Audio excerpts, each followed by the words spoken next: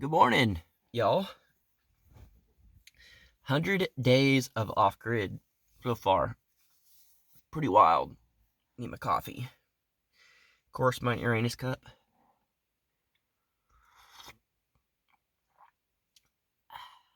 I didn't go with instant coffee today. Had a little bit of Death Wish left, and I figured after surviving 100 days off grid, it is a Death Wish. Technically, it's been 104 days, I think. I left and moved up here the day after Christmas, and I guess I kind of just want to go over the good, the bad, and the ugly of off grid and how I feel about it and all that. One thing is my hair, guys. Look at that. It's almost like I try to style it and try to be cool and hip. Look like Ryan Cabrera. You know him back in the day, the singer? But no, I just wake up. Look, half of it here is matted down, the other half's poofed up. Can't get a haircut because we're locked down. Not that I ever got haircuts from anyone. I always just would cut it on live chats. But yeah, all right. So I guess one thing that I really love living out here off grid, and I've always felt this way before even living off grid, but like camping, whatever. Like this morning, I woke up about 6:45 ish. No alarm, no nothing. I just kind of wake up as the sun is kind of coming up and the day starting. I feel like a wild animal. I'm like, all right, instinct, get up, go find some food. I ain't that crazy. But you wake up and you hear the birds chirping, the dogs are kind of starting to get up and move around. You know, you're just in nature. And I live in an 8x10 canvas tent. If you're new to my channel, you may not have seen it because I haven't shown it too much, but it's an 8x10 canvas tent with a wood burning stove. I haven't used the wood burning stove in probably at least a month because it's not as cold anymore. But that's one of my favorite things is from the moment you wake up, you're embraced with nature. That sounds super hippie-ish, however you want to call it. But it's the truth. It's so cool. Like you wake up, it's not trucks driving by and honking and sirens. And I mean, you might hear that every now and again because there are people that live out here. But for the most part, it just I literally wake up to birds chirping, maybe the dog barking once or twice. You get to see squirrels and rabbits running around.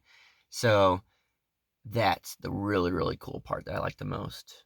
And another thing I really like is living out here, you know, I can stay debt free. I don't really have a mortgage or anything like that. You know, I'm building a tiny house as I go with the money that I have. So when it's done, I don't have a house payment. I get to live debt free and have the freedom to do what I want after that. So I pretty much, whatever money I put into the house is an investment because as soon as I'm done, what else do I need to spend my money on? So technically, I can work less if I wanted. Of course, I'll probably still do YouTube every day, but I could work less if I really truly wanted and had the freedom to go on trips or sit down by the river all day and fish if I want to. That's awesome. Such a cool feeling. Coffee.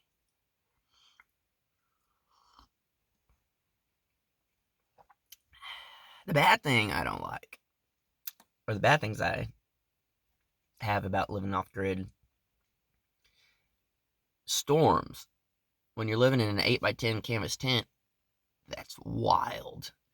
So when I first moved here, I was in a $20 little pop-up Walmart tent, and we had tornado warnings around here and crazy storms and stuff. And I remember going and hauling butt to the storm shelter to get away and to bunker down. And I was like, what am I doing? I'm in a freaking $20 Walmart tent and half of it was full of my clothes and all my belongings. The other half was a cot with a sleeping bag that I could barely fit on underneath the tent because it was a little dome. And I was like, what am I doing? This is crazy. But that was scary. We'd just put tarps over it and keep the rain and cold. And then I'd have to run my generator all night to keep the little electric heater I had, space heater, on at night so I wouldn't die and freeze. And I hated running that generator nonstop.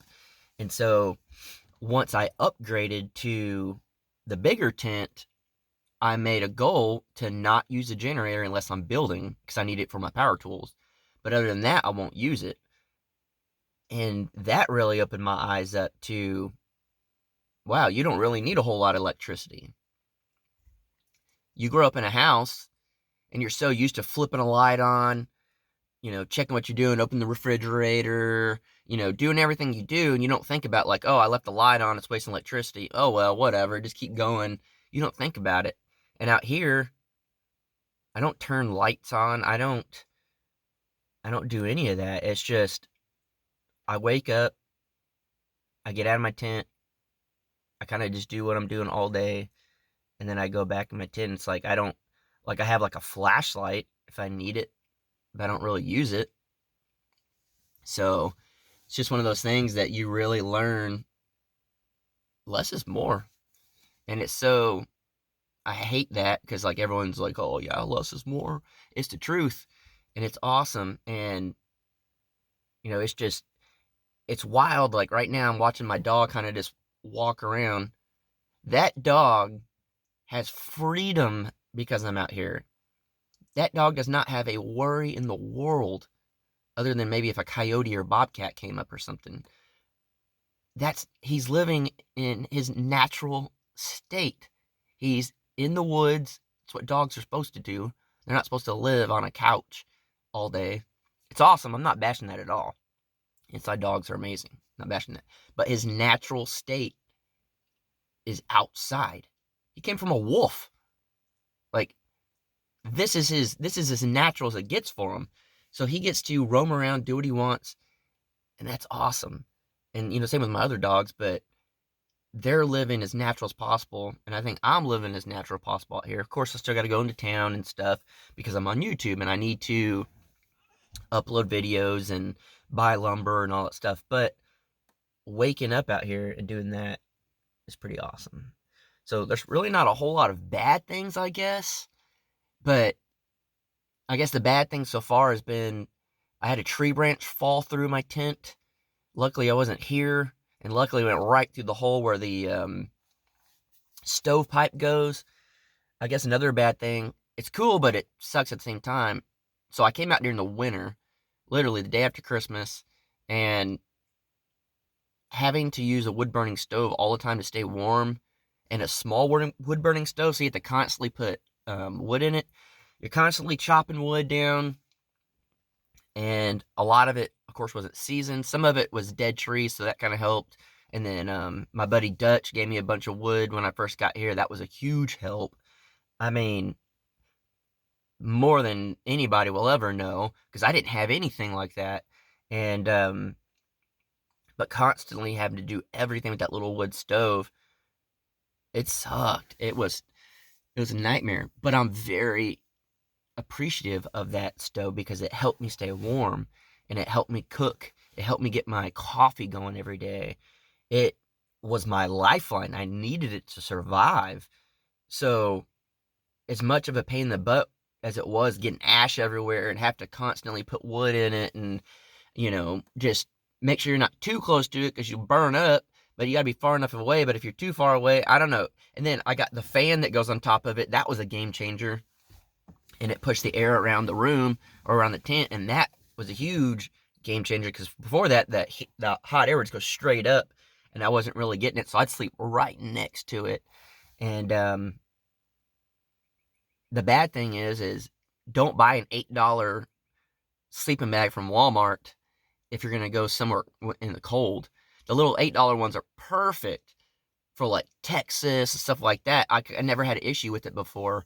And then when I came up here, of course, I was in North Texas also, so it does get cold there. But here I was actually outside in the winter, and I bought a rated 30-degree sleeping bag, and that's when I quit using the stove because I didn't need it anymore. You get in that sleeping bag, and it's awesome, and it works amazing, really, really well. So that was the bad side, was cheap sleeping bag. The good side was better sleeping bag. And then I've tried eating roadkill beaver. I never would have done that. That was awesome for the most part. And then, getting to go fish living by the river is awesome. Having the little creek down here is awesome on both sides. I haven't been able to bring up my animals yet because I got the fence ready and the goat shelter ready, but then we got on lockdown. And so now I'm not trying to drive across state line and stuff in case I get stuck and then I can't come back. So that's a bummer. But I think it'd be a little bit different story if I was living out here off grid. I already had my chickens for eggs, butcher some of the roosters, had the goats, stuff like that. Luckily, I have friends that have helped me out.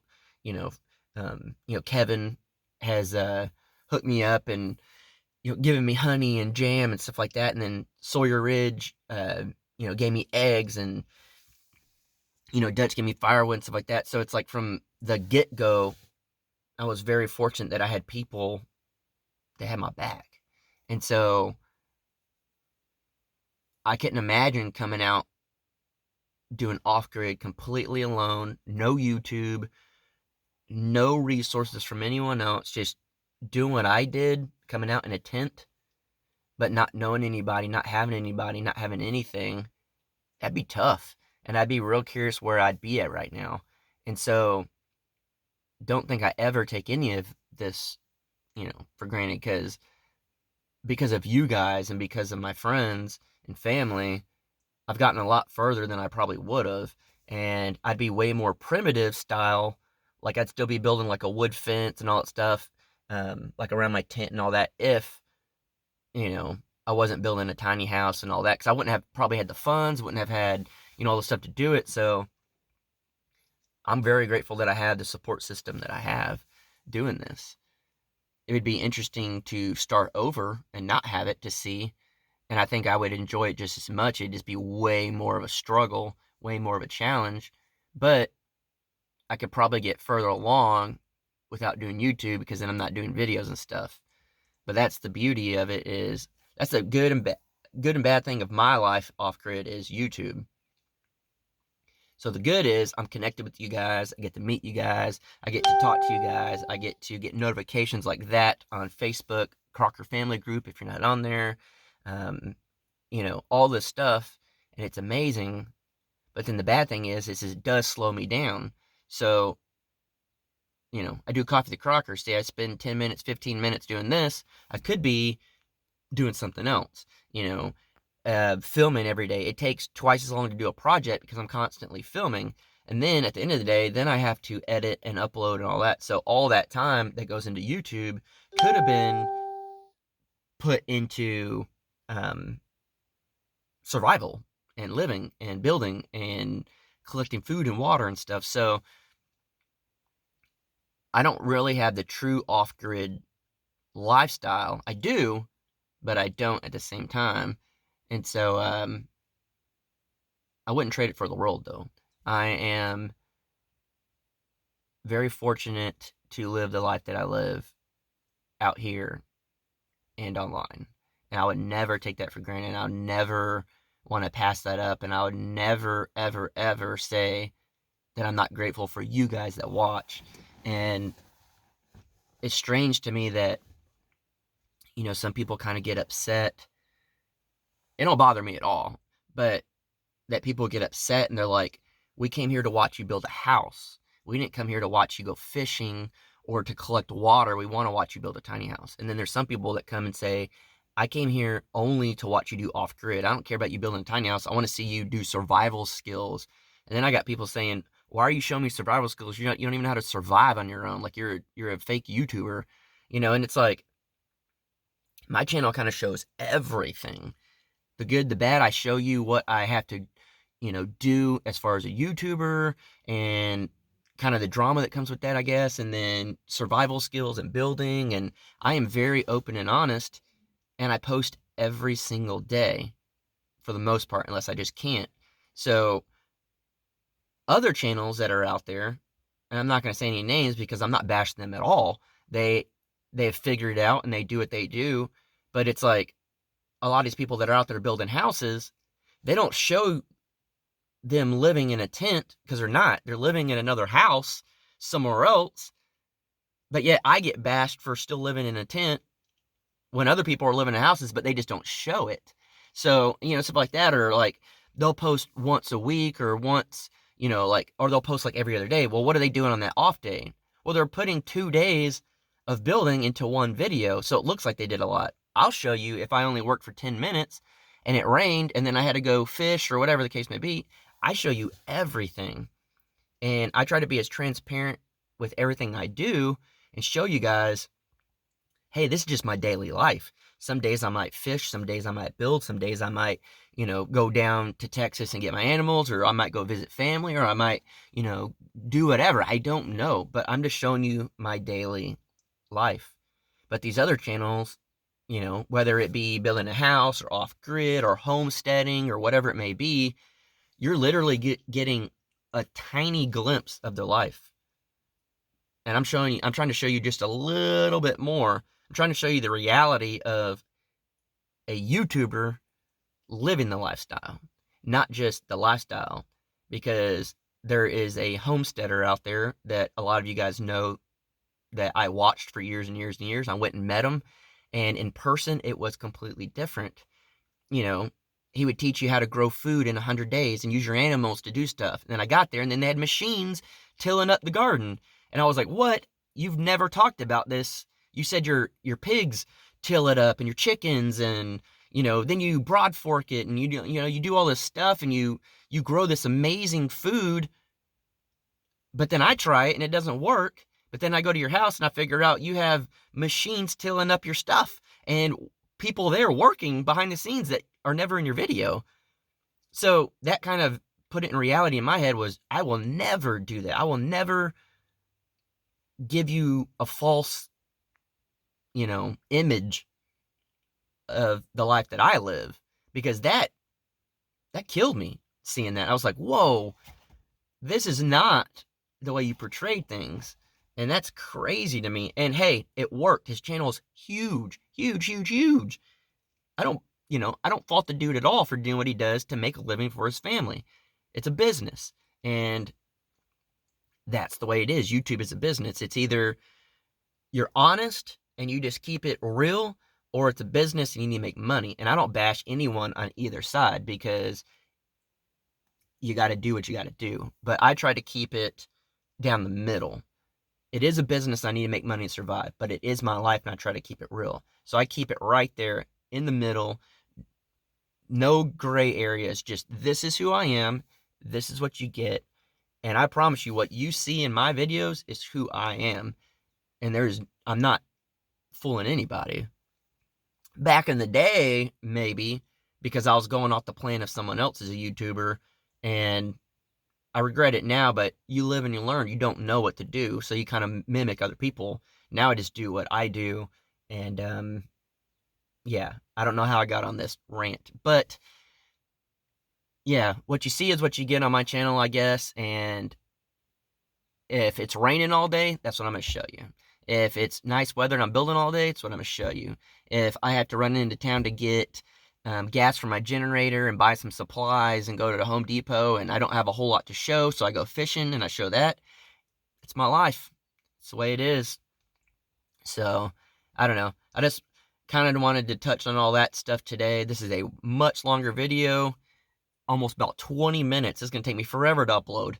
And that's the thing too, it takes me forever to upload my videos. It's not like I can just click internet, click on the internet, upload it, and then go on my day. It takes me hours. It's probably 7:30 maybe right now in the morning, and this probably won't come out till noon. So, if I'm lucky.